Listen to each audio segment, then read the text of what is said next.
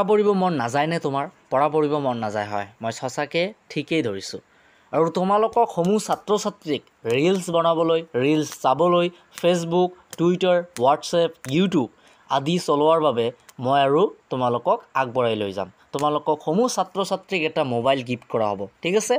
চলাই যোৱা, ৰিলছ বনাই যোৱা, ফেচবুক ওপৰলৈ স্ক্ৰল ডাউন কৰিয়ে থাকা, হোৱাটছএপ চেটিং কৰি থাকা, মেছেজ কৰিয়ে থাকা, তাৰপিছত টুইটাৰত মেছেজ কৰিয়ে থাকা, ইউটিউবত বিভিন্ন ধৰণৰ যন্ত্ৰ পাতি আছে, তোমালোকে তাৰ পৰা শিক্ষা লৈ আছা। চোৱা, একো নাই, চাই যোৱা, ৰিলছ বনাই লোৱা, ৰিলছ আৰু ভালকৈ বনাই লোৱা, ষ্টাইলটো অলপমান ভালকৈ দিয়া। আমালোক মোবাইল গিফ্ট কৰি আছোঁ নে? আমাৰ চেনেলৰ পৰা সমূহ ছাত্ৰ ছাত্ৰীক মোবাইল গিফ্ট কৰা হ'বনে? এইটো ভাৱ যদি তোমালোকৰ আছে তেন্তে এতিয়াই বাদ দিয়া। কাৰণ এই পঢ়া শুনাৰ লাইফত পঢ়া শুনা কৰা। যদি পঢ়াৰ মন নাই তেন্তে মই তোমালোকক এটা কথা কৈছোঁ, 24 ঘণ্টাৰ ভিতৰত 12 ঘণ্টা কেৱল মাত্ৰ যিবোৰ তোমালোকৰ ওচৰে চবৰে আছে তেওঁলোকৰ লগত মাত্ৰ 24 ঘণ্টাৰ ভিতৰত 12 ঘণ্টা পথাৰত কাম কৰি চাবাচোন কি হয়। চাই যোৱা, ৰিলছ চাই যোৱা, একো প্ৰব্লেম নাই, কিন্তু 12 বছৰ পিছত বা 5 বছৰ পিছত তোমালোকৰ ভৱিষ্যতটো ক'ত গৈ আছে সেইটো ভাবি আছানে নাই? ৰিলছ চাইয়ে আছা, ৰিলছ চাওঁতে পৰীক্ষাৰ সময় আহি গ'ল, পঢ়িব লাগে। 3 দিন পৰীক্ষাৰ বাবে পঢ়া শুনা কৰি পৰীক্ষাত কৰিলা ফেইল কৰাৰ পিছত কাম কৰিলা ক'ত?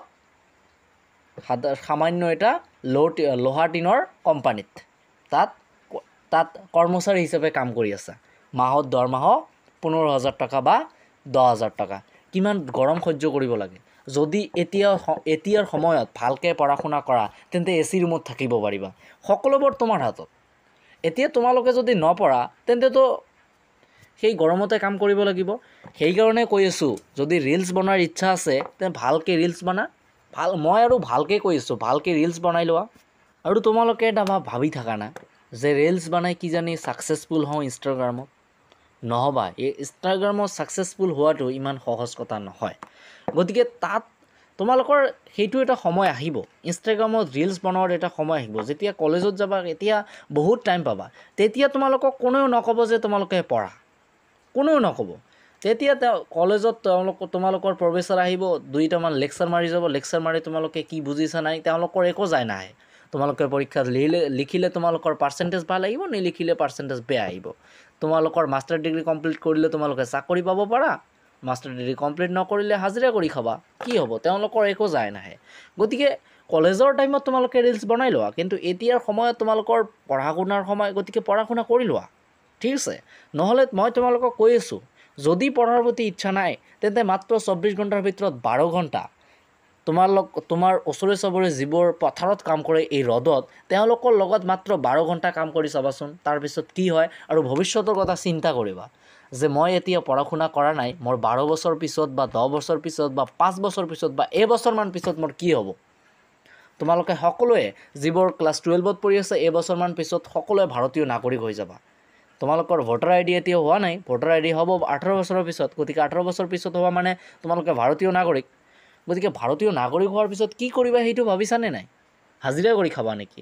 ইমান পঢ়া শুনাৰ দৰকাৰ আছে কি? যদি হাজিৰা কৰি খোৱা, ভালকৈ ৰিলছ বনা, কিজানি ৰিলছত ছাকচেছফুল হ'ব পাৰা। ইউটিউব দেখা, ইউটিউবৰ পৰা ভাল বস্তু শিকা।